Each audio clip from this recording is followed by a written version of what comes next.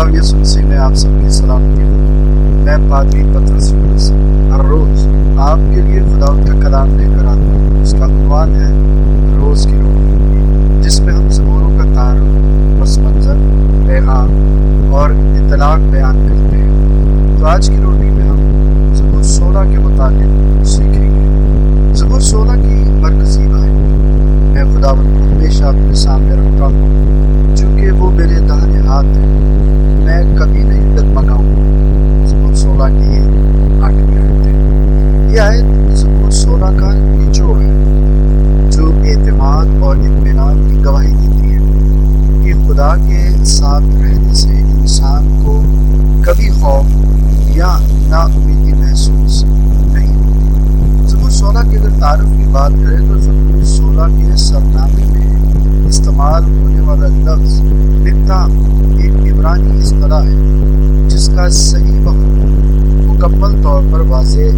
نہیں ہے، لیکن علماء نے اس کے مختلف معنی پر غور کیا ہے۔ چند ممکنہ تفاسیر یہ ہیں۔ لفظ مقدام کے بارے میں خیال ہے کہ اس کا تعلق جڑ کتم سے ہے، جس کا مطلب سونا یا قیمتی چیز ہے۔ اس بنیاد پر بعض مفسرین کا کہنا ہے کہ یہ سونے جیسا قیمتی نغمہ یا قیمتی تحریر کی جانب اشارہ کر سکتا ہے۔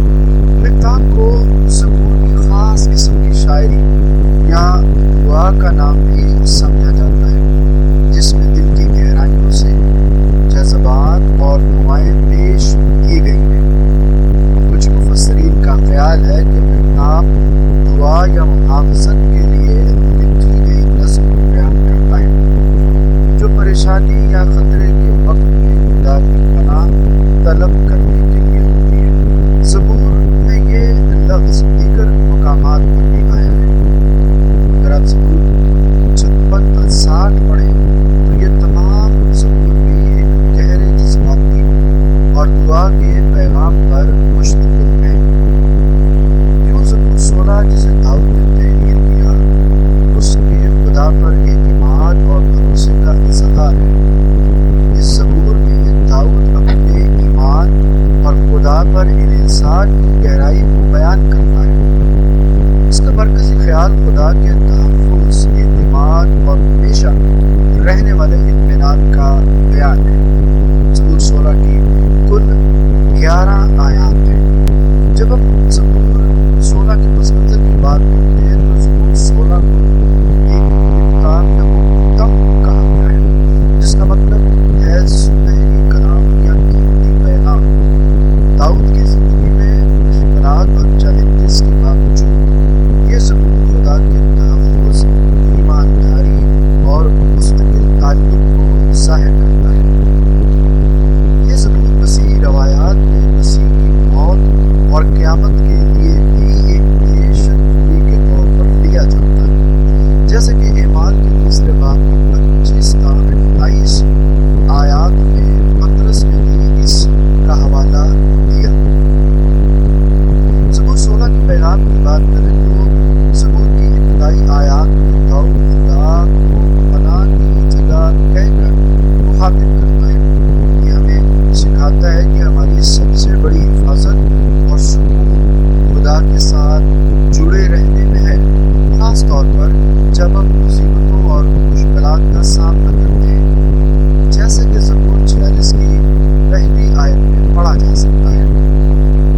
آیات 2 اور 3 میں داؤد کا عزم ہے کہ اس کی بھلائی خدا میں ہے اور وہ صرف خدا پر بھروسہ کرے گا۔ یہ آیات ہمیں سکھاتی ہے کہ ہمیں زندگی کے ہر پہلو میں خدا پر ایمان رکھنا چاہیے اور اپنی بھلائی کو اسی سے وابستہ کرنا چاہیے۔ داؤد خدا کے ساتھ اپنی روحانی خوشی اور اطمینان کو بیان کرتا ہے۔ داؤد کی یہ مثال ہمیں سکھاتی ہے کہ ان کی خوشی اور اطمینان دنیاوی دولت یا عہدے میں نہیں، بلکہ خدا کے ساتھ تعلق میں ہے، جیسے کہ فلپیوں کا خط اس کا 4 باب 7 آیت میں پڑھا جا سکتا ہے۔ زبور 16 کی آخری آیات خاص طور پر 10 مسیحی تعلیمات میں موت پر فتح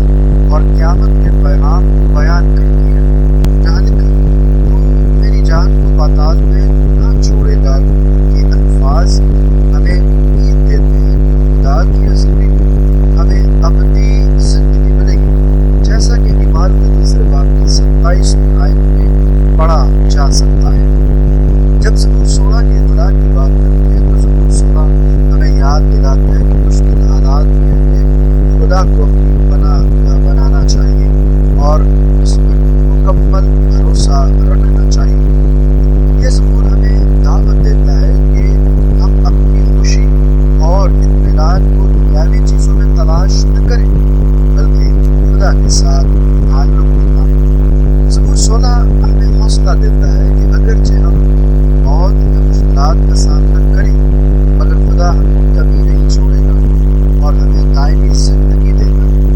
داؤد کے مالک ہمیں بھی زندگی کے ہر فیصلے میں خدا کی مرضی کو مد نظر رکھنا چاہیے اور اپنی زندگی میں اس کی رہنمائی کے تابع رہنا چاہیے۔